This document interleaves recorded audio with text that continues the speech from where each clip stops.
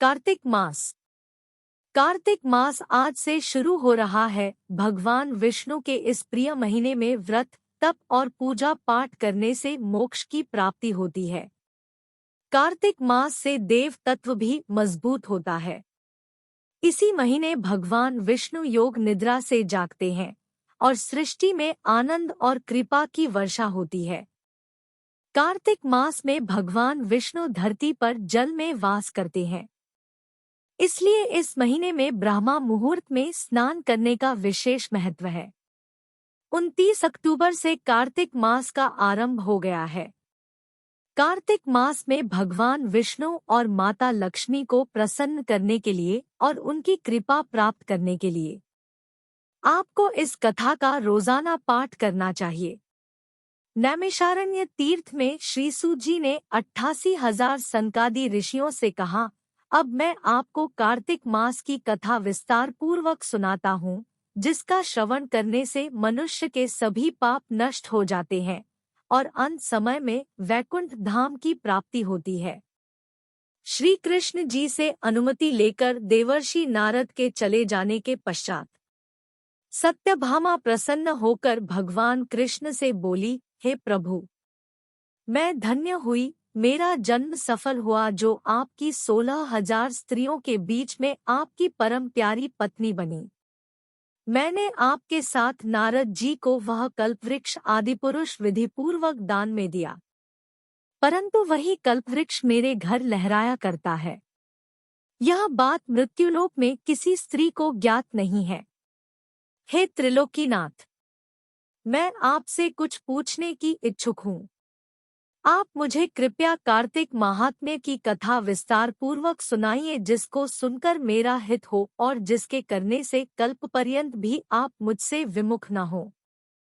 सत्यभामा के ऐसे वचन सुनकर श्री कृष्ण ने हंसते हुए सत्यभामा का हाथ पकड़ा और अपने सेवकों को वहीं रुकने के लिए कहकर विलासयुक्त अपनी पत्नी को कल्पवृक्ष के नीचे ले गए। फिर हंसकर बोले, हे प्रिय, 16,000 रानियों में से तुम मुझे प्राणों के समान प्यारी हो।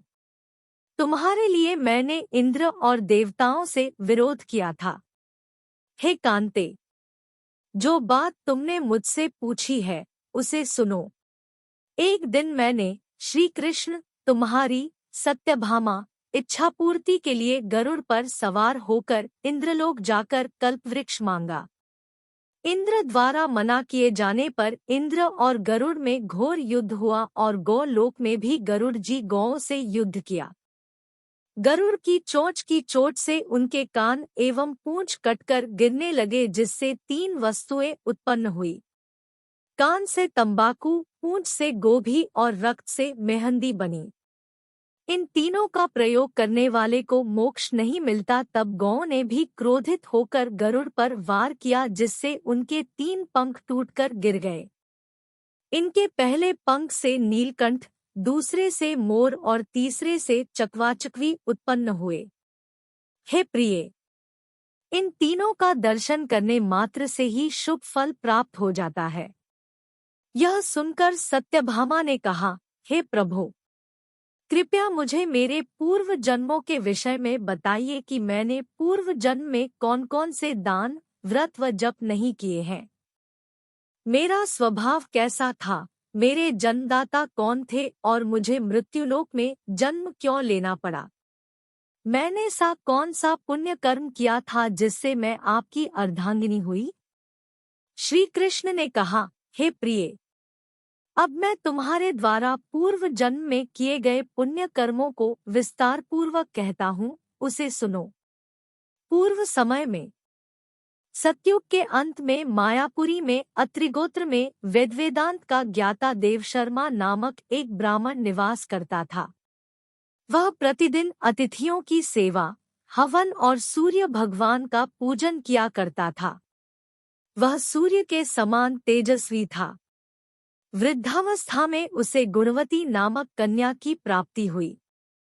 उस पुत्रहीन ब्राह्मण ने अपनी कन्या का विवाह अपने ही चंद्र नामक शिष्य के साथ कर दिया।